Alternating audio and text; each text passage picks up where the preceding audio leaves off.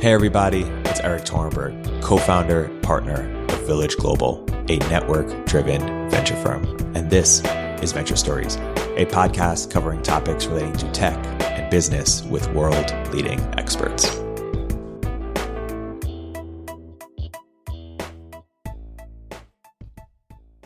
Hello everybody, welcome. We are super excited here at Village to have a very good friend of the firm, Pete Flint, a partner at NFX, which is a fantastic venture firm that we've done a number of co-investments with and we'll do more.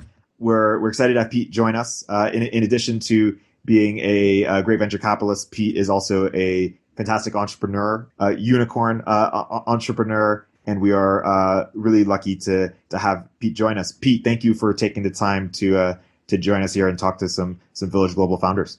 Yeah, my pleasure, Erik. Great to be here. Good to see your virtual face and everyone else's. So, really good to be here.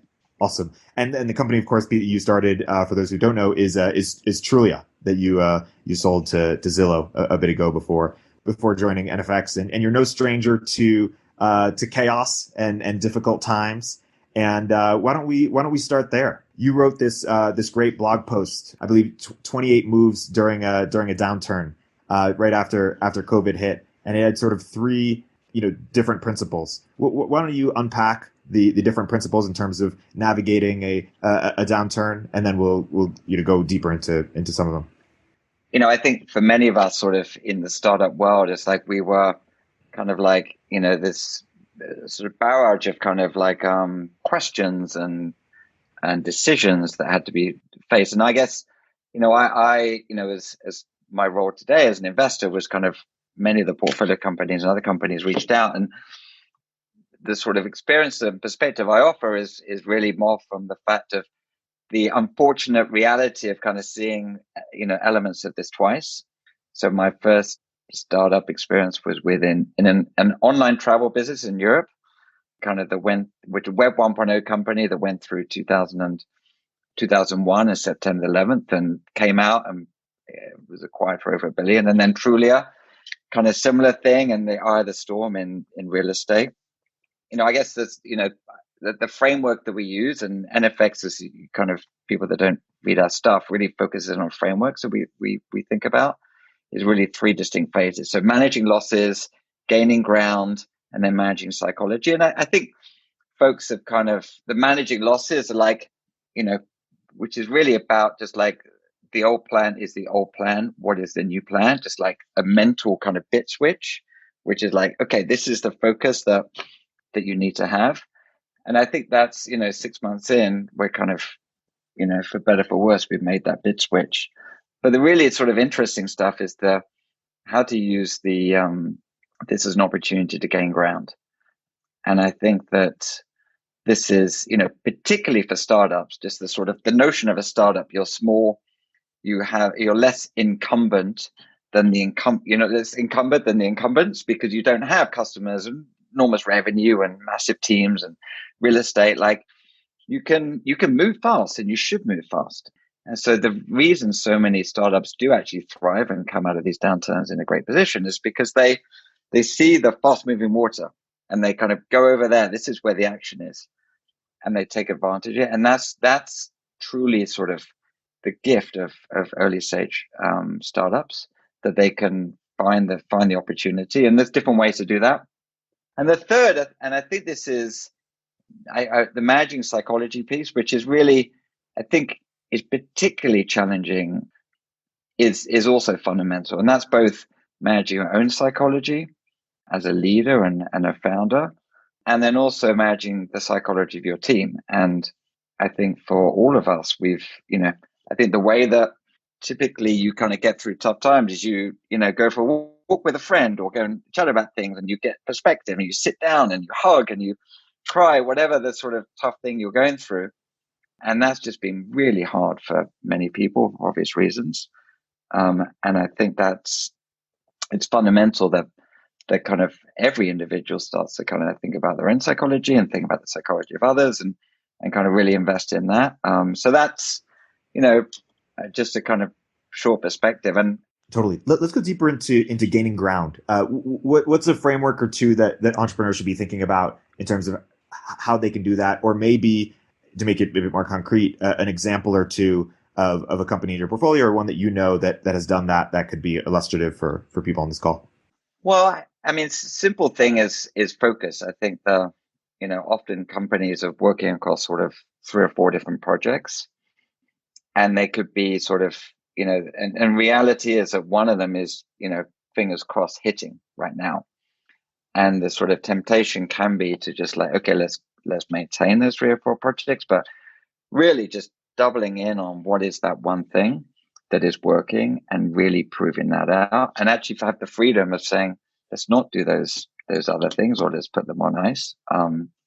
That's certainly one area. The other thing that I've seen quite successfully has been, let's just, if you're in a sort of a COVID negative company where things are challenging, really thinking about moving upstream and locking in supply or locking in demand, for particularly for marketplaces, but also many businesses. So let's just say you are and it's sort of perspective from my experience at Trulia was that in 2008, 2009, no one was buying houses. No one was kind of interested in that. And for us to sort of like, bang our head against the wall to kind of to do that would be sort of a waste of time. So we really moved sort of upstream to build deeper relationships with brokers, franchisors, the big brands, and the sort of data infrastructure to ensure that when things did rebound, we had all the plumbing and infrastructure relationships in place that we could come out in a very, very strong position. So if your core customers aren't working, how can you move upstream to lock in distribution or lock in supply? So that can, I've seen other startups, where how that manifests itself is like no one's buying their stuff, but they're basically building up a massive community where when they will start to buy what they're selling, then that's an immediate opportunity for them. The other stuff is just being aggressive. Etsy comes to mind as an example. They were just like, their growth has been off the charts. And there's a number of other companies, whether it's Square or others, they look at this and like, let's just be aggressive. Because what happens is that, again, the incumbents are worrying about their real estate, worrying about their pension plan, worrying about all this other stuff. And like a startup can be super aggressive to take advantage of it. And that takes a little bit of courage, or a lot of courage, particularly when you've likely gone through a tough time, but is absolutely a short-term window that they have to take advantage of. Another one of your frameworks is turn all fixed costs that you can to variable costs. Yeah, we've seen how companies that have come out of this, they've obviously generally kind of reduced their burn and then sort of turned up their variable costs, which particularly today is being like, it's harder to hire. However, the labor pool is larger, it's harder to commit to hiring. That's the reality of it. And so if you can start to move people from kind of full-time to variable, whether it's agencies or whether that's real estate or whether it's something else, like that not only reduces your kind of cost base on a fixed basis, but also generally will see you scale more efficiently as well. How else should companies be thinking about sort of hiring in a remote first or remote only for now world? Well, I think it's a lot of it's happening. I think the reality is a similar process applies in terms of just like getting to know someone, understanding their kind of credentials, potentially getting them to do some work related sort of interview questions, so project based interviews to see how much of a fit they are. And then trying to spend a bunch of time with founders to be able to, with employees prospective employees to really understand that sort of that personality fit. Honestly, it's much the same. You've probably seen this, much the same as kind of investing. It's like, NFX has been as active, if not more active than we've ever been. And it's just, it seems strange because you're not sitting in the same room, but you're just doing the same processes of getting to know each other, understanding the dynamics, the chemistry, the ambition. And, in a remote first environment, your talent pool just sort of widened dramatically, which is a real benefit to startup founders anywhere. A lot of the silver lining of some of this is I found it easier to actually get to know the true self of people during this environment. Cause you're like, show me your house. Where are you working out of? Like, what's the, as you're speaking to prospective employees, you're like, show me the world that you live in, which removes a lot of the sort of ceremony sometimes of kind of in-person interviews. And so you can authentically get to know the real person a bit more than you perhaps would have done Totally. previously. Totally. Going back to managing psychology, let's talk a bit about managing team psychology, particular in a remote only world. How do you think about team morale, especially if your company's going through a hard time, team culture, and maintaining and strengthening that? What's your advice for founders there, or frameworks they should think about? I mean, culture is, such a sort of fundamental part of startup success. When you look at the sort of great startups, they truly have just terrific cultures at their core. I think sometimes the default reaction to culture is that culture is something that happens, a bit like your sense of humor. You don't need to just something you have or you don't have it. It's sort of ingrained in who you are. But it's actually not true. The sort of culture needs to be curated and it needs to be sort of invested in. And, I've seen the sort of best success where culture is very deliberate actions by often the founding team that are programming the culture. And so, whether that's sort of simple things like happy hours, which you used to do, to kind of like more kind of thoughtful things that people would do. So the reality is you have to program your culture. And I think that's particularly hard in a remote work environment because you have to create tools or create processes or create rituals that you do in this environment.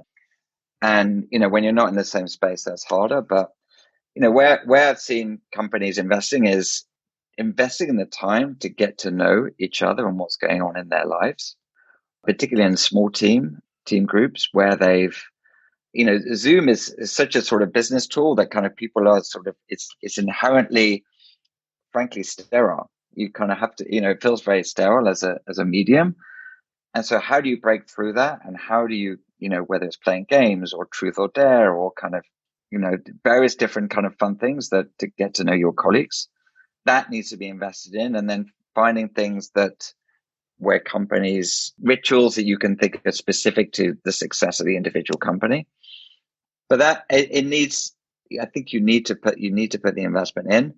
I think a lot of founders are saying, well, we're going to put this on hold because we're going to be back in the office in 3 months' time. It's not going to happen. And so you don't delay on investing in these elements because the mental health challenges in workforce are very real and very challenging right now. Let's fast forward a bit. Let's say it's 3 months from now or 6 months from now or whenever it is where people can now go back and work in an office and with not that much risk. How should companies be thinking about the trade-off between everybody going back to the office, assuming they all live in the same place or in similar places, versus staying full remote versus staying sort of hybrid, remote and in person? How should companies think about the trade-offs or how to do either? Well, I think so. So interesting. We did a survey a little over a month ago, maybe 6 weeks ago, where we asked founders and we asked investors the question about what do you see as the remote work trends. And if I recall that the sort of the expected plan for most founders is a physical HQ, which would have a modest number of people, and then the majority of people would be remote distributed. And it seems that kind of having a presence is going to be important. But, I think for the near term, at least, the sort of employee pool would be somewhat distributed. And they would be distributed in a way that if they needed to come to the office, they could come to the office. So not for everyone, but, I think sort of distributed in, an hour or two's drive. What was interesting in this survey is that we asked investors' view of remote companies, and if they prescribed a discount or a premium to valuations of remote first companies. And interestingly, the investors thought that remote companies should be discounted in their valuation, which is interesting, right? I think you could argue that remote first companies could be a premium because they're able to attract better talent at lower cost.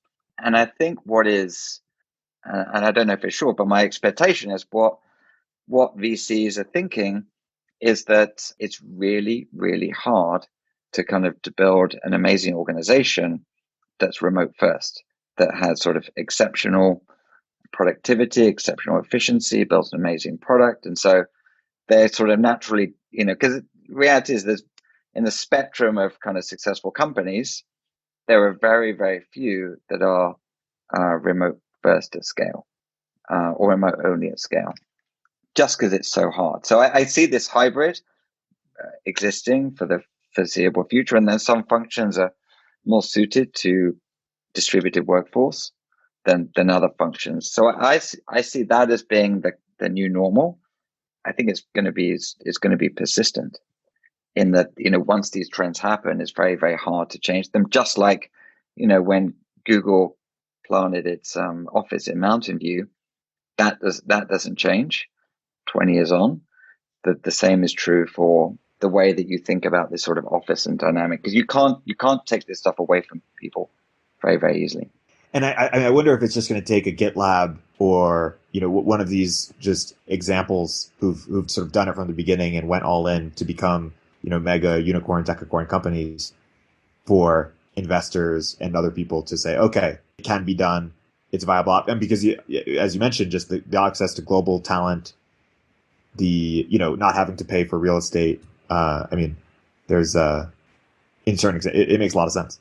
Yeah, and there are certain products and certain companies that are better suited than others, obviously. So, the sort of open source software world totally. is one area where historically has been sort of a hotbed of this, because it's the sort of type of people that work on those projects. But, I don't know, what's an example, like car manufacturing. Yeah. It's like, it's not going to be, it's not going to be so easy to kind of, to do that. Totally. Let's talk about fundraising during this time. So some people here, to the extent they're fundraising, they might be raising their seed, they might be raising their A, they might be raising a bridge. Some people have an easier fundraise, some people have a harder fundraise. Talk about what's different in this fundraising landscape. You just had a great post on it today, and particularly how should founders approach it differently, and what framework should they understand in terms of how investors are looking at it during this time? Yeah. As I speak to other kind of VCs, I actually think the fundraising, but I don't know whether you're seeing this as well, but the fundraising velocity has kind of picked up. That there's like so many deals, and that may be a reflection of the stock market and Nasdaq and reaching, in many of these tech companies reaching highs, but fundraising has picked up, and I think but I wouldn't say that's universal. I think there's also a bit of a bifurcation that's going on, that sort of known teams are raising very, very quickly, or teams that there's a sort of a stamp of kind of credibility, I guess, for want of a better word, that they're sort of known quantities. It's been easier for them to raise in this environment. The major hurdle that some founders face in kind of getting kind of funding over the line is really solving for this question of relationship, empathy, trust, those sort of, how do you know that this is kind of the real deal, which is, not sitting next to someone or going around the office and having that kind of exposure to the sort of the physical and touching and feeling the kind of company. And so the more founders can invest in proxies to help that, the better it is. So thinking about kind of how do you, as a founder, how do you give proxies for trust? Kind of one is to be sort of your authentic self, to founders to really sort of go beyond the kind of PowerPoint and just be kind of who you are. Two is to double down on kind of referrals and references. And, if you're If a founder was pitching to me and they found three people that they knew would also kind of email me and say, hey, Bob is an amazing founder. You should definitely take their money. You should definitely invest in that company.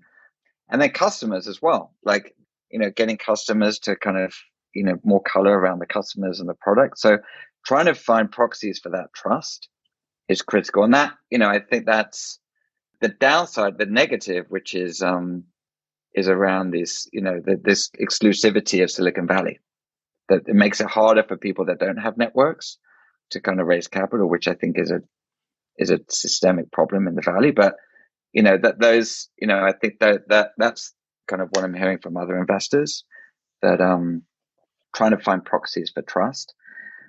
So those are there are sort of simple things, from kind of investing in your home setup, high quality cameras and lighting and all the rest of it, which makes a difference as well. Totally. Yeah, I want to go back to managing the founder's psychology, because we're building a real estate company during the 2008, crisis, and then, went on to a, IPO and merger. How did you get through it? Share more about a bit of your own personal journey. The founder is not supposed to show fear and have all the answers, but we all know that's BS. How did you get through it? And what sort of takeaways do you take from that you advise founders? Well, I remember this stuff viscerally, because it's a very challenging time. You as a founder, you're sort of, at least expected to have the answers and to be the captain of the ship, and you have no idea where you're navigating, what's going on. So it's a very challenging time. I think what the comfort that I had through this was going through it in 2001, not as a CEO, but seeing how that kind of played out. And I frankly was sort of like, very rational. So there's either two scenarios here.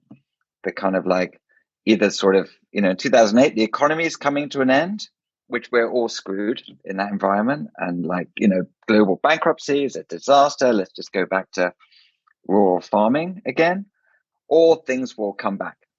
And you kind of have to believe that things will come back. So you just need to sort of discount this sort of like the real negative downside scenario. And you have to believe that things will come back. And what I went through in 2001, which was like, are we going to have global World War III? Or is things going to, still people going to travel? And you realize that, what you're, particularly in real estate, people always need houses.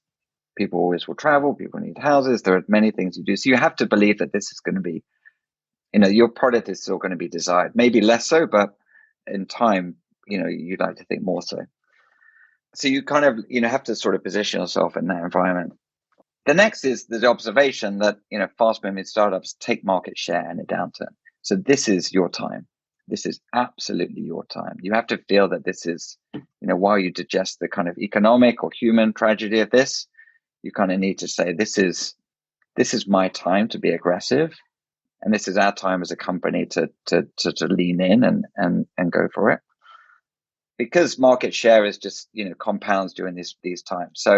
So that, I think there's that sort of mental shift. I think from a communication perspective, what was helpful for me was to open up transparency. I think you have the courage to know that this is a path forward, but also open up transparency about how the business is doing, and more importantly, what the business needs to do to be successful, and how do you execute to that success. So, where I've seen this, some that we did, that I did, and seen other companies do, is really sort of break down the kind of finances and business model of the company, and really have clarity, frankly, what every person in the company can do to help to be successful and hit the required metrics. So if you sort of build out this model where you say, well, if we increase our sales conversion rate from 5% to 7%, and we increase our lead volume from this number, we increase our sort of conversion funnel by this, model it out, then that will, either enable us to be profitable or enable us to kind of hit our series, next fundraising goal. And then just have clarity for what in every individual's role in hitting that goal, because many of the team are just looking for clarity of like, what do I do? Like, how do I do this? And having leadership where there's a specific plan that's presented. And, this is something you should be doing not in a sort of crisis environment, but kind of all the time. How does the business work?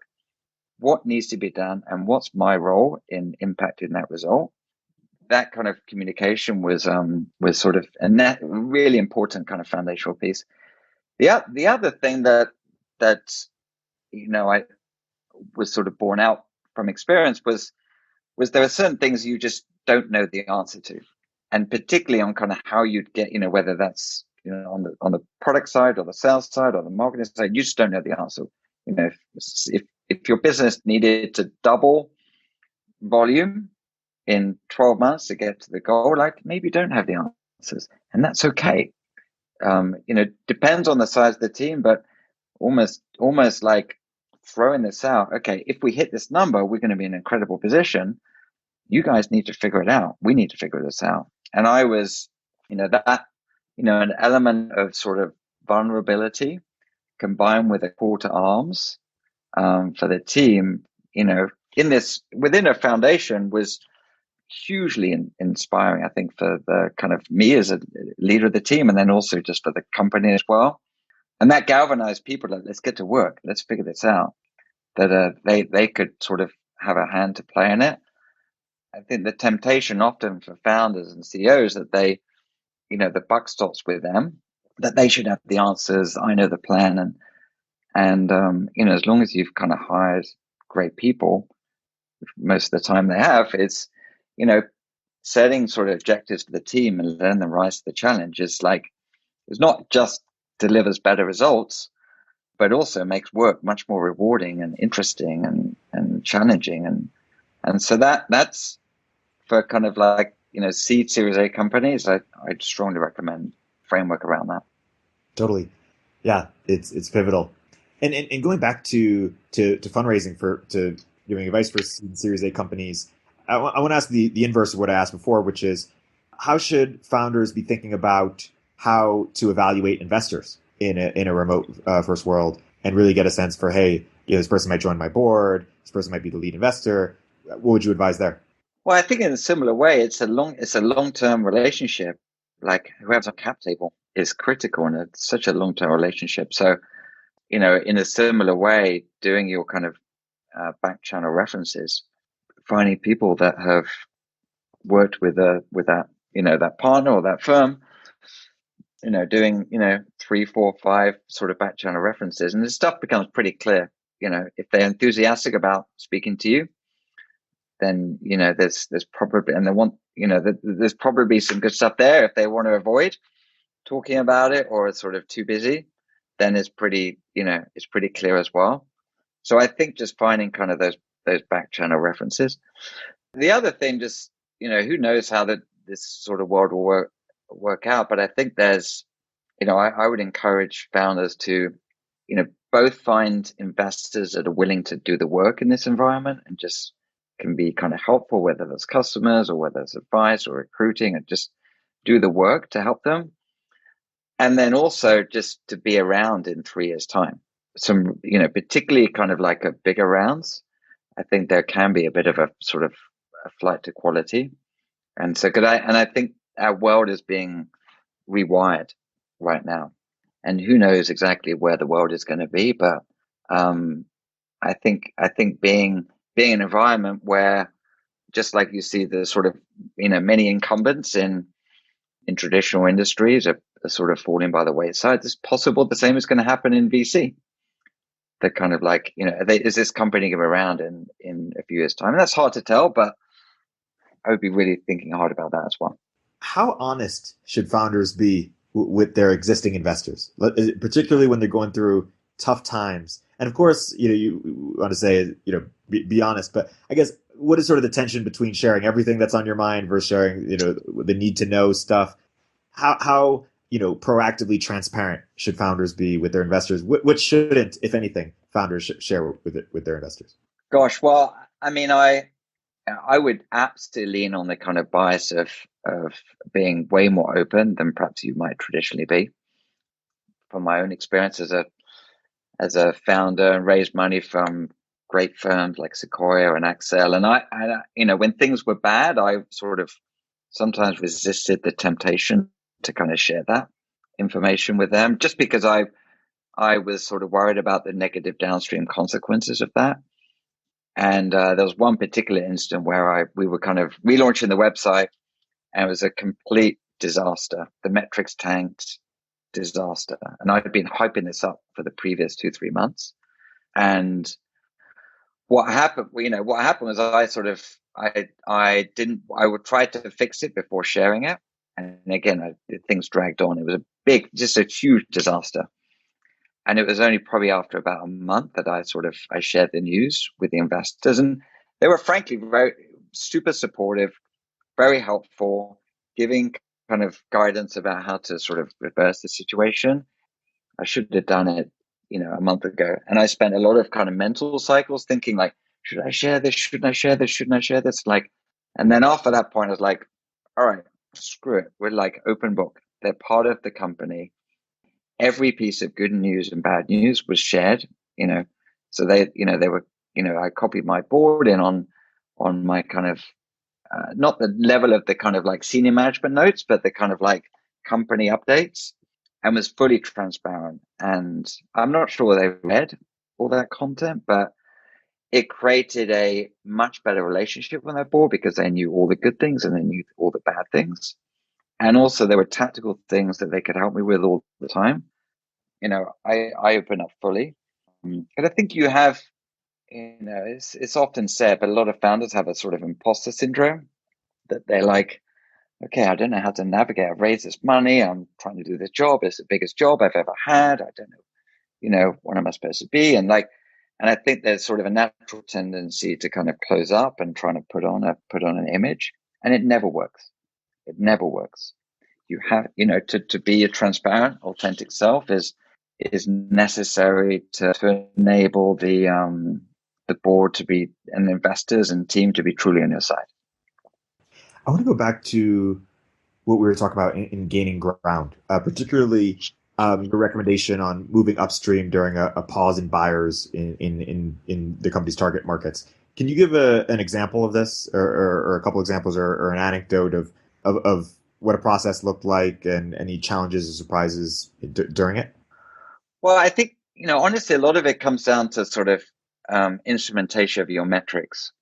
And I think, let's just take an example. If you're measuring success by revenue in this environment, you actually, depends on the company, but you may actually just be like, frankly, look at the wrong metrics, because you don't realize that, that you may be gaining ground, but you feel like you're missing your metrics. So there's the other way to frame it is thinking about market share as your key metric, if that's possible, or in terms of the sort of upstream kind of funnel metrics. So, a very sort of, simple example would be, moving upstream is thinking like, if you're a mattress company, and you're trying to sell mattresses, if you're looking at your SEO ranking, for instance, like it may be that no one's buying mattresses right now, or less people are, but you're seeing your kind of SEO ranking and all the leading indicators of that go up and up and up, then you're actually going to be in a good position when kind of things bounce back and people are buying mattresses. Or maybe mattresses is probably a wrong example. Cars may be a better example. Like people are, your kind of SEO metrics are increasing. Your influencer metrics, your demand side metrics are going up and up and up. And similarly on supply side, if your sort of your number of SKUs are increasing dramatically, maybe less stuff is being sold, but you're building liquidity and scale on the supply side over time, then that would be beneficial. And I think give yourself permission to kind of reframe the metrics to think about, okay, long-term success of the business, rather than sort of be dependent on the short-term economic cycles or consumer trends that are happening right now. Think about those sort of long-term metrics. If this company will be successful in 5 years' time, not necessarily the revenue you have today, but the customer relationships, the community relationships, the brand you built, the technology platform. Try and sort of give yourself the benefit of something that is, what will help this company be successful in a few years' time from now. I want to zoom out a little bit. You've written a bit about this. You talk a little bit about this. The idea, the mental shifts one needs to make from being a founder to a CEO, especially as the company starts to grow a little bit. Why don't you talk about that, the evolution from a founder to a multifaceted leader?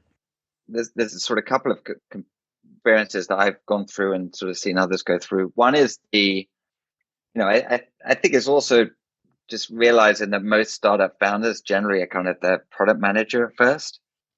And product managers, are often really good at kind of having empathy for their customers, to try to kind of to build things and to have a sort of insight into what the future looks like.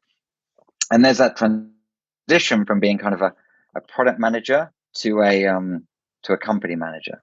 And that can often be a hard thing for kind of certain people to go through. I think some of the processes that kind of I've gone through is, one is certainly to start to level up your communication. So rather than, it's an area that often is underinvested in. As companies scale, you need to kind of level up your communication. And what that sort of practically is, not necessarily talking more, but having more clarity about what the company's purpose is, and effectively what's the North Star. What is the North Star for the company? And this can be, one of the challenges that many startup founders face is that they have a large number of sort of conflicting constituents in their organization. So, whether in the sort of phase one, you have just employees.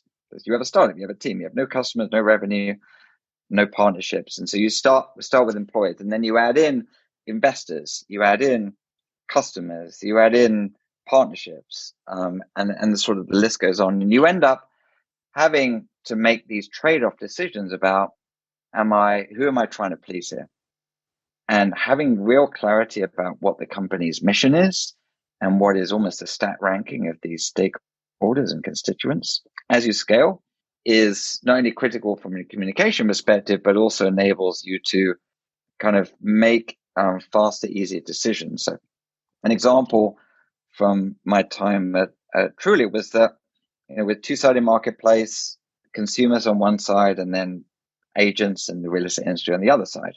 And, many two-sided marketplace, whether they're Airbnb or Trulia, have to kind of make this navigation between who am I really focused on? And of course, the answer is both, but you kind of have to pick a side. And, from our perspective, it's like, who we really care about fundamentally, first and foremost, is the consumer. Whereas many other people back when we were getting going was focused on the sort of industry side. And that sounds easy, but it actually gets harder as you scale. So having that clarity around, okay, this is kind of who we are in terms of who we're serving. And you need to be very explicit around how you're communicating those changes. Another core element is going to be around delegation. I think that's a really hard thing to do. And I think often they have to delegate. They clearly have to hire great people, but delegation can be a sort of painful process. So there's a whole sort of, further discussion in its own right. But I think there is it does require a sort of a commitment to delegating. The flip side is that you don't want to delegate everything. And what I mean by this is that there are certain things that you uniquely have as a leader, as a founder, that enable this company to be uniquely successful. Because a startup sort of, it shouldn't exist. It's a very, startups like really hard. They sometimes just, it shouldn't exist. It's a force of nature sometimes. And that's because the individuals bring something very unique. And so if you're able to delegate, but, whether it is the website design or the growth engine or key customers, or like, what is the thing, or, a couple of things that you're like, I'm going to stay really dedicated to that detail because that really matters. And I'm uniquely suited to that. And, delegate the sort of finance or legal or, sales, whatever you feel that perhaps there are better people to do. That's critical. And on delegation, one thing that a mistake I made early on in my career was bringing in folks that, this is, there's been 20 years product management, Google, they're exceptional leader. Sometimes you feel that individual is so more experienced about that function than I am. I have no business kind of like telling them how to do their job on a kind of day by day basis. Absolutely wrong. The a very thoughtful, committed onboarding is absolutely critical. I remember doing a podcast not long ago with April Underwood, who worked with Stuart at Slack, and she talked about onboarding process, which frankly she described as an 18-month process. And that process of kind of onboarding is just necessary. And April's super talented, and it may feel uncomfortable, that level of kind of onboarding, but it's necessary to set the direction, because often senior people, when they come on board, they follow the same playbooks that they've had previously in the previous organization, which is, sometimes that's useful, but most of the time you kind of need them to change the specific playbooks that they're using. And during this sort of crazy time, sometimes founder conflicts can emerge, perhaps especially on the direction of the business or the North Star. Have you seen founder teams being able to resolve that, or how do you recommend when sort of teams have conflict over something so pivotal, or even just differences of opinion? I think every case has been unique. So I think there's been various, as I think about this sort of conflict, sometimes it's sort of okay to have people to what was right at the beginning may not be right today. So kind of some transitions naturally happen. I think there can be a sort of challenge around the sort of ego elements, and particularly on successful startups. I think that's can be harder to navigate, but I think people just need to kind of put that to a side and focus on kind of how to be successful and how to be a good person. And a lot of this comes down to sort of picking founders at the beginning. But I don't know if there's a sort of framework that I've seen that is sort of universal in terms of navigating these situations. Talk a bit about distribution and how getting distribution and building sort of growth practices has evolved over time, particularly if any lessons from Trulia or any of the other companies you've been affiliated with or worked on. It's interesting. I mean, back in the 10 years ago, I think there was just this there was an element of free and open distribution, whether that was Facebook or whether that was the App Store or whether that was Google, and there wasn't, in a less competitive world, it was a real ecosystem for enabling companies to be successful. I think where we're seeing distribution gains right now is sort of, core word of mouth virality is coming back in a big way. So product excellence, the penetration that the sort of internet and mobile has is that great ideas get spread incredibly quickly. And I think there's sort of, you go back to this sort of notion of growth hacking, right? So, and it literally was sort of an engineered process. And that's not completely disappeared, but the sort of the commitment and the art to build an exceptional product, where that itself spreads through word of mouth and through the quality of the service, is truer today than ever before. Great products, whether they're B2B or B2C, do get spread because the sort of channels of communication between individuals are much freer and open. So there's never a substitute for kind of building great products. The other thing that we've seen today is that while these sort of mega platforms, particularly on the consumer side, are perhaps less, there's less of these sort of monolithic, kind of not monolithic, but these sort of enormous platforms that are just going to nail this distribution channel or be successful. The distribution channels are being increasingly fragmented, and you're seeing companies that are like really using many of these sort of vertical platforms to drive distribution. Whether that's they're embedding themselves in Airbnb experiences and like building kind of brands in that, or obviously kind of Instagram and, those, or TikTok, and like the distribution channels is like massively fragmented where companies need to focus. And being able to being an expert in navigating these distribution in these channels has been essential. I think those are some of the more interesting challenges right now. People are kind of finding these sort of symbiotic relationships with vertical platforms, whether they're the sort of leaders in these bigger categories, that they can build these very rapid scale very, very quickly. And in particular, I think in a COVID time where there's been this, the lack of equilibrium, where you're seeing either sort of supply side or demand side changes, where that's open up opportunities for new startups. We were talking. I wanted to get into where you're excited to invest nowadays. I understand you're spending time in labor marketplaces, and you've always obviously spent time in real estate. So maybe talk about why you're excited about labor marketplaces and where you see real estate going. Yeah, so I mean, NFX, one of our core theses around network effects, both B2B and B2C. So some of the areas where we've been more active in has been labor marketplaces. Right now, we're just seeing the future of work just change dramatically. So we just see kind of like fundamental opportunities around labor marketplaces and the future of work more broadly. And we see that as a very interesting area. So, and that is, frankly, as work becomes increasingly digitized, then that creates more opportunities in that environment across the board, whether that's new areas such as remote work, or whether that is traditional areas such as healthcare and construction, where we see labor marketplaces popping up in a whole manner of different verticals. Prop tech, in real estate, is just like such an enormous asset class that we see huge opportunities continue to happen there. I think it's across the board, where it's fixing the transaction, whether it's the way people are living today. I mean, the way we live is completely different than it was 6 months ago, and in many different ways. So the way that we live is changing. And then just advances in technology enabling transformations in construction or design or planning or building. Those are very interesting areas as well. And I guess some other areas we've been looking at is gaming, and sort of, gaming is, my partners in particular are kind of real experts and founded massive gaming companies.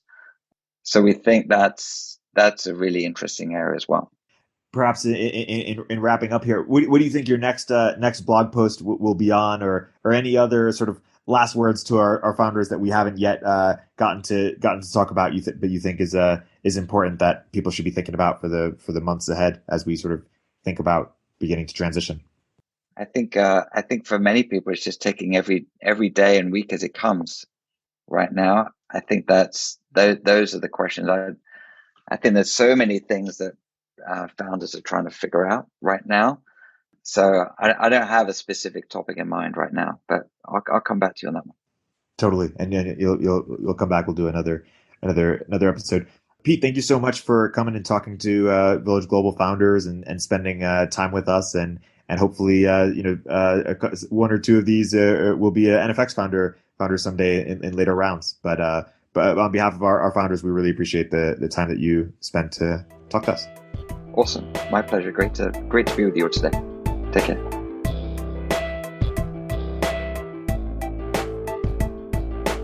If you're an early stage entrepreneur, we'd love to hear from you. Check us out at villageglobal.vc.